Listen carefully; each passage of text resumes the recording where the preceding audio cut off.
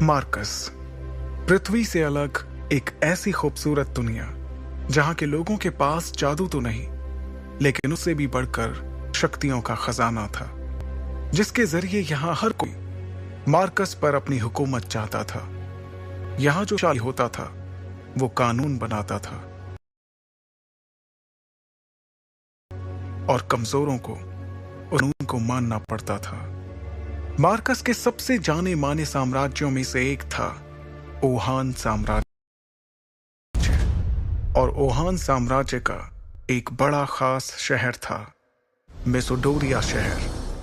मेसोडोरिया शहर के खुले से मैदान में आज सैकड़ों लोगों की भीड़ जमा थी। ये सभी शक्ति स्तंभ के जरिए अपनी अपनी शक्तियों के सितारों को परखना चाहते थे। इस स्तंभ पर 9 सितारे थे, जिन्हें पाकर ही आप शक्तियों के अगले रैंक पर जा सकते थे। ध्रुव 3 साल पहले शक्ति स्तंभ पर 9वें सितारे को पा चुका था, लेकिन अचानक उसकी शक्तियां तीसरे सितारे पर आकर रुक गईं, और तभी से ध्रुव वापस से 9वें सितारे को पाने के लिए मेहनत कर रहा था। अपनी इसी शक्ति के सितारे को परखने के लिए ध्रुव सैकड़ों लोगों की भीड़ में खड़े होकर अपनी बारी का इंतजार कर रहा था। अपने दोनों हाथों की मुट्ठी को बंद कर ध्रुव ने खुद को भरोसा दिलाते हुए कहा, इस साल मैंने जी तोड़ मेहनत की है। इस बार मेरी शक्तियां जरूर 9वें सितारे तक फिर से पहुंचेंगी, जरूर पहुंचेंगी। आज मैं 0 रैंक से आगे बढ़कर एकलव्य बन के रहूंगा।